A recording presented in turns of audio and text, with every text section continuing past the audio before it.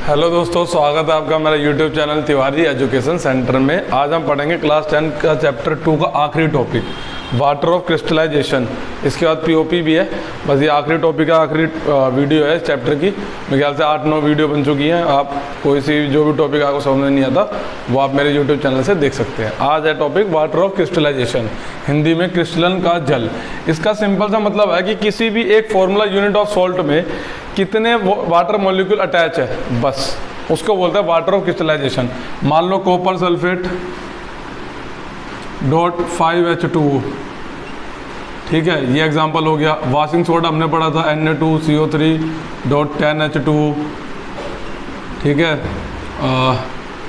और हो सकता है जिप्सम, कैल्शियम सल्फेट .2H2O, ये जिप्सम हो गया, ठीक है, जिसके साथ वाटर मॉलिक्यूल अटैच हो, ठीक है। हिंदी में लवण के एक सूत्र इकाई में जल के निश्चित अणुओं की संख्या को क्रिस्टलन का जल कहते हैं, ठीक है। डिफाइन से मैंने आपको एग्जांपल के साथ समझा दिया। इंग्लिश में fixed number of water molecule present in one formula unit of salt, ठीक है। ये है वाटर ऑफ क्रिस्टलाइजेशन। फिर एक केमिकल आता है पीओपी, बहुत बच्चे जानते होंगे, जिसकी फुल फॉर्म है प्लास्टर ऑफ पेरिस।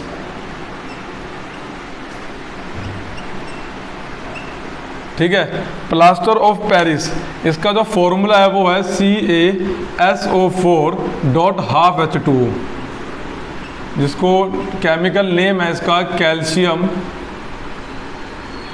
हेमीहाइड्रेट।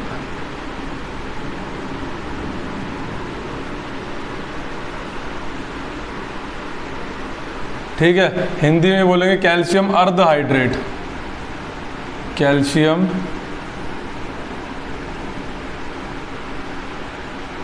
अर्ध बोल लो, हैमी बोल लो, कोई दिक्कत नहीं है, हाइड्रेट, ठीक है। अब ये बनता कैसे देखो, जब हम जिप्सम में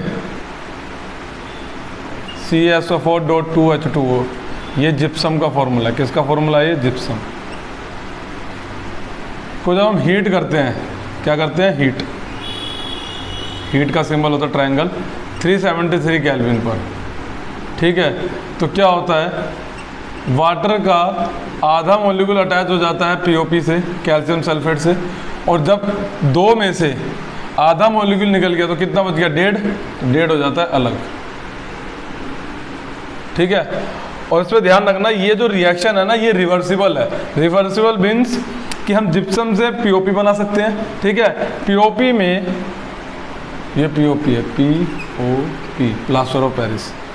पीओपी में हम क्या कर सकते हैं, वापस से पानी ऐड कर दें, क्या कर दें, वापस से पानी को ऐड कर दें, तो वो बन जाता है जिप्सम। वो क्या बन जाएगा, जिप्सम। देखो पीओपी जो होता है ना, एक पाउडर जैसा होता है, इसको मॉइस्चर प्रूफ कंटेनर में रखते हैं। देखोगे उसका पैकेट आता है जिसमें पानी ना जाए, मॉइस्चर ना जाए। क्यों? क्योंकि उसमें थोड़ा सा ही मॉइस्चर जाता है ना, तो बन जाता है जिप्सम। और जिप्सम जो होता है बहुत हार्ड सब्सटेंस होता है।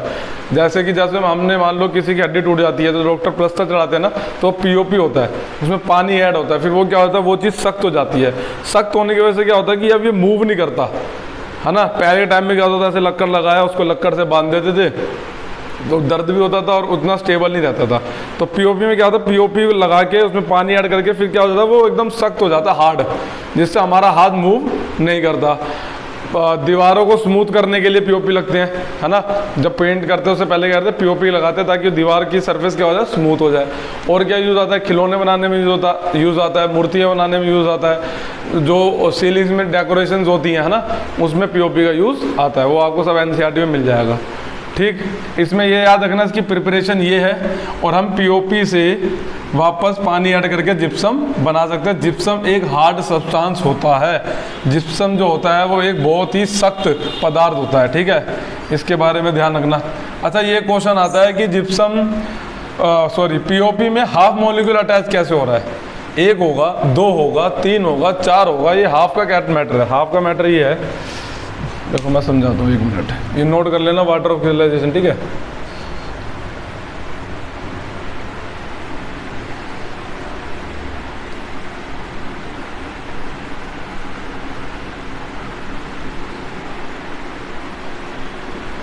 देखो कैल्शियम सल्फेट के 2 मॉलिक्यूल, कैल्शियम सल्फेट के 2 मॉलिक्यूल वाटर के 1 मॉलिक्यूल से अटैच होते हैं ये, ठीक है। बात समझ में आई। फॉर्मूला तो ये बन रहा है, लेकिन जब हम इसको सिर्फ एक पीओपी का एक बताना ना, एक फॉर्मूला यूनिट ऑफ सॉल्ट एक बताना है, तो वो क्या होगा, एक के पास कितना आएगा, आधा मॉलिक्यूल, एक के पास कितना आएगा, आधा मॉलिक्यूल, ठीक है। तो वैसे तो फॉर्मूला ये है CaSO4 के 2 मॉलिक्यूल और H2O का 1 मॉलिक्यूल अटैच होता है। और जब फॉर्मूला लिखेंगे तो CaSO4 एक ही लिखेंगे ना, डॉट हाफ H2O, ठीक है। ये पीओपी है, यहाँ हो गया चैप्टर खत्म। मैंने हर एक सोल्ट का, हर एक एसिड, बेस, पीएच स्केल, हर की अलग अलग वीडियो बना रखी है। आपको जिस टॉपिक पर डाउट हो, आप वो टॉपिक आराम से उस वीडियो को खोलेंगे और आराम से आपको देखने को मिल जाएगा, ठीक है। ये नहीं है कि अब आपको पूरा चैप्टर देखने की जरूरत पड़ेगी, नहीं, आप मैंने हर एक टॉपिक का अलग अलग वीडियो बना रखी है।